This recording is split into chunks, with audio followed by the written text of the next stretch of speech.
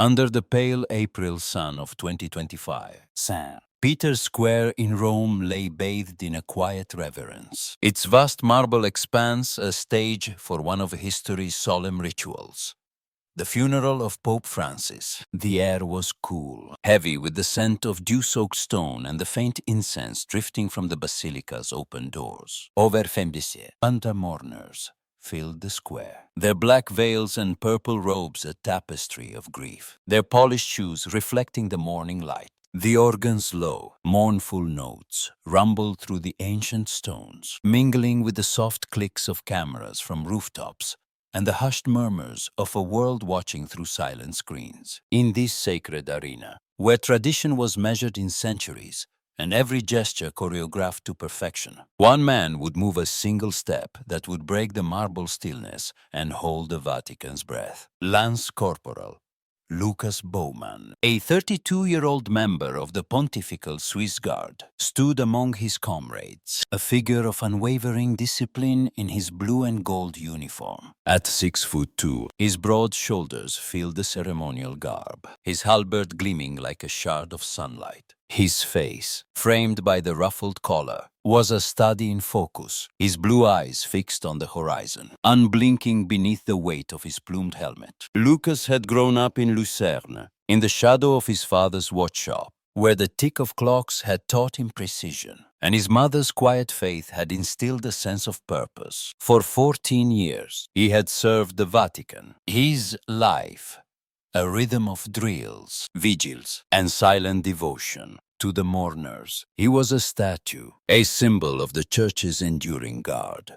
To himself, he was a man bound by an oath to protect, to serve, to stand unmoved. The square was a mosaic of humanity, united in loss. Italian families, their rosaries clutched, whispered prayers, their voices soft as the breeze. American pilgrims, their hymnals open, sang faintly, their eyes wet with tears. A Nigerian nun, her habit stark against the marble, knelt in silent devotion, her beads clicking. A German journalist, perched on a balcony, scribbled notes, her lens capturing the sea of grief. Among the crowd was a young boy, no older than 8, his small hand in his mother's, his face pale with the weight of the moment. The basilica loomed above, its dome a silent witness to centuries of farewells, its facade adorned with black drapes that fluttered like mourning flags. The world watched. From Rome to Rio, their screens a window to this ancient rite. Lucas's morning had begun at dawn in the Swiss Guard barracks, where he polished his halberd with care, each stroke a meditation on duty. He thought of his father, whose trembling hands had repaired watches until Parkinson stole his craft, and his mother, who had prayed for him each night. He stood guard. He thought of his oath, sworn at 20. To protect the Pope and the Church, a vow that had carried him through sleepless nights and scorching days. But today, as he dressed, he felt a weight against his chest. A letter, handwritten, sealed with the papal crest. Pope Francis had given it to him 2 days before. In a private moment, his frail hand pressing it into Lucas's. "Keep it close," the Pope had said, his voice weak but warm. "You'll know when it matters." Lucas had tucked it beneath his uniform, its edges sharp against his heart. Its words a mystery he carried into the square. As the funeral procession began, the cypress coffin of Pope Francis emerged from the basilica, its simplicity a stark contrast to the grandeur around it. The sunlight glinted off the Swiss Guards' halberds, their blades a forest of silver. The organ swelled, its notes shaking the stones, while cardinals in scarlet robes chanted, their voices a tide of sorrow. Lucas stood rigid, his training a fortress, but the letter burned against his chest, its weight heavier than his armor. He felt its words, unseen but alive, urging him towards something beyond protocol. His heart beat in rhythm with the organ, a slow, insistent drum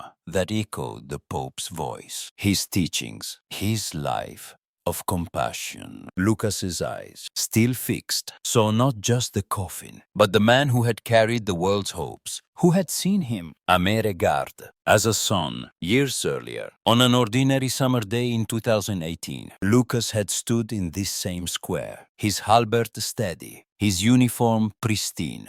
The crowd was lighter then, tourists mingling with pilgrims, their chatter bright. A child's cry had pierced the air, a boy, no older than 5, lost in the throng, his voice trembling with fear. Protocol demanded Lucas remain still. A statue among the chaos. But something stirred within him, a pull older than rules, deeper than duty. He had stepped forward, his boots echoing, and lifted the boy above the crowd, his small body light in his arms. The boy's mother, tears streaming, had rushed forward, her gratitude a flood. Lucas, returning to his post, had felt a gaze upon him. Pope Francis, watching from a balcony, his eyes crinkling with approval. Later, in a quiet study, filled with the scent of old books and afternoon light, the Pope had summoned him. Lucas, rigid with nerves, had stood before the frail figure, his halberd replaced by awe. "You move today," Francis had said, his voice soft but piercing. Sometimes, son, standing still is the real danger. The heart must lead, even when the rules say no. Those words had stayed with Lucas, a compass through years of service, a reminder that duty was not just obedience, but love. Now, as the coffin descended the basilica steps, those words roared in his mind. The letter, a burning call to act, to honor the man who had seen his heart. The tension in the square was palpable. The mourner's silence, a canvas for the organ's lament. Lucas's comrades, their faces hidden by helmets, stood like statues, their halberds a silent vow. The cardinals, their robes swaying, led the procession. Their prayers, a steady hum. The Nigerian nun, her beads still, watched the coffin, her lips moving in silent grace. The American pilgrims, their hymnals closed, wept openly, their voices stilled. The German journalist, her pen paused, sensed a shift, her instincts tingling. Lucas, his breath shallow, felt the letter's weight, its seal,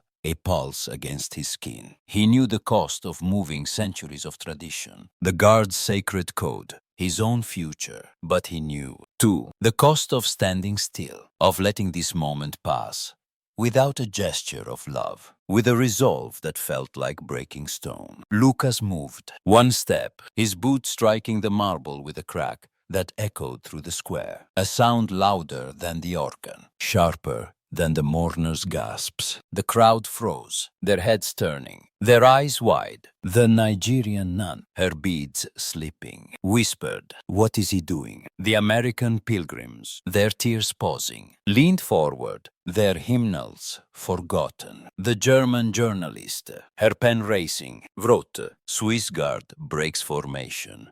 History unfolds." Lucas's comrades, their halberds steady, glanced sideways, their faces unreadable but their hearts racing. The cardinals, their chants faltering, watched, one faltering in mid-prayer, his hand trembling. Lucas crossed the marble, his steps deliberate, his uniform a swirl of blue and gold against the gray stone. His heart pounded, a rhythm older than the Vatican, a call to honor the man who had shaped him. He reached into his tunic, his gloved hand withdrawing the letter, its papal seal glinting like a star. The crowd's gasps grew, a wave of awe and disbelief. The Italian families, their rosaries clutched, murmured, "È un miracolo." The young boy, his hand in his mother's, pointed, "Look, he's moving." Lucas approached the coffin, now resting on a bier, its cypress wood stark against the basilica's grandeur.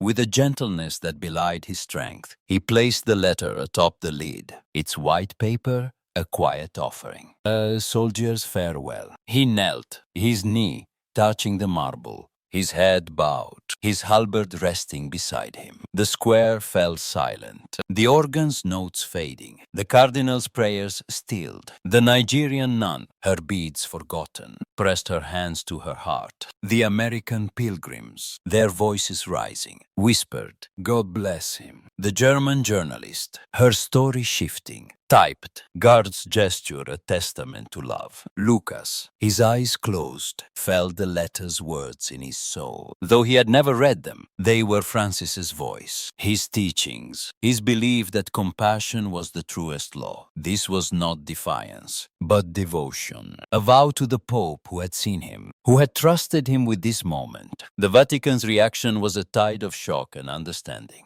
The mourners, their grief pierced by wonder, leaned forward, their phones raised, their whispers a chorus of awe. A cardinal, his scarlet robe trembling, faltered, his prayer book slipping. Diplomats in the front rows, their faces stern, softened, their eyes glistening. The Swiss Guard commander, a grizzled veteran named Colonel Meyer, watched from the sidelines, his jaw tight, but his heart stirred. No one moved to stop Lucas, not out of approval, but out of recognition, a shared sense that this act, this breach, was right. The young boy, his mother's hand tight, whispered, "He's brave." The Italian families, their prayers resumed, nodded. E il cuore, the square, for a moment, was not held by discipline, but by something deeper, love, faith, humanity. Lucas rose, his movement slow, his halberd reclaimed. He returned to his post, his boots echoing, his uniform unmarred. The procession continued, the coffin carried forward, the letter a silent passenger. The cardinals resumed their chants, their voices stronger now, as if Lucas's act had fortified them. The mourners, their grief softened, watched him, their eyes no longer on the coffin, but on the God who had moved. The Nigerian nun, her beads resumed, smiled. He honored the Pope. The American pilgrims, their hymnals open, sang louder, their faith renewed. The German journalist,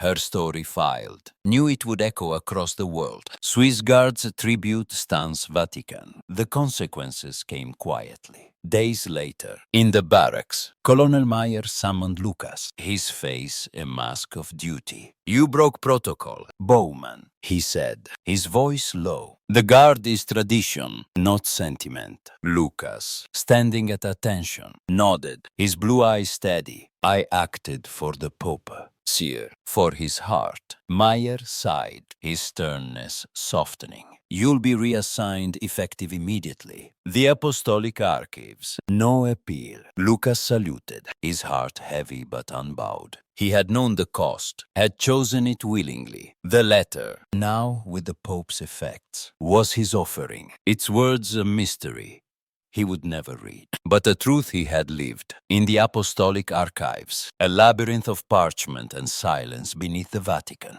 Lucas found a new calling. He worked among ancient manuscripts, their faded ink a record of faith's endurance. The corridors, cool and dim, were his sanctuary, his halberd replaced by a pen. His duty, now, to guard memory. He thought of his father, whose watches had preserved time, and of Francis, whose words had preserved his soul. He thought of the square, the coffin, the letter, and felt no regret. His act had been small, but true, a ripple in the church's vast sea. The Italian families back home shared the video, their voices hushed with pride. The Nigerian nun, in her convent, prayed for the God who moved. The American pilgrims, in their churches, told the story, their faith deeper for it. One afternoon, as Lucas catalogued a 15th century missal, a young boy approached, his mother trailing behind. The boy, the same who had watched in the square, his eyes bright with recognition, said, "You're the God who moved. Were you scared?" Lucas knelt, his smile faint but warm, his uniform replaced by a simple shirt. "No rule," he said, his voice soft, "is greater than the love it's meant to protect." The boy beamed, his mother nodding, her eyes wet.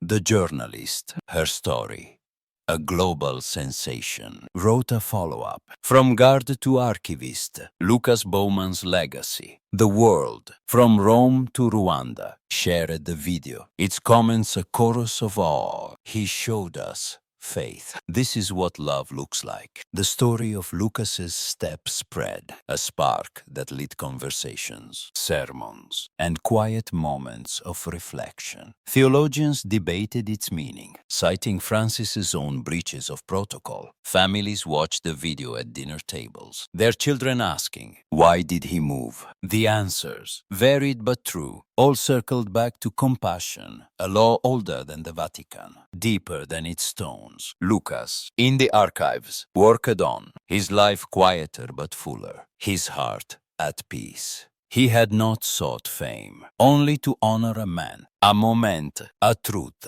Yet the world had seen, and the world had remembered. In the heart of Rome, where tradition and faith intertwine, one step had changed everything. It had shattered marble, softened hearts, and reminded a grieving world that love is the truest protocol, compassion the highest duty. Lance Corporal Lucas Bowman, his letter, a silent vow. His kneel a soldier's prayer had shown that sometimes the bravest act is to move not for glory, but for the heart that leads you. Some moments fade, lost to history's endless scroll. But this one, born of a cold April sun and a steadfast soul, would live forever. A testament to the power of love to break rules, to heal wounds, to unite a square, a city, a world. The narrator's voice softens, the piano swelling with hope. Was Lucas wrong to break formation, or did he honor a deeper tradition? The call of compassion. Share your thoughts, your reflections, your stories. Let this tale of a God who moved touch your heart, and share it with someone who believes that sometimes the bravest thing you can do is act, not stand still. The music fades, a final note of grace lingering in silence.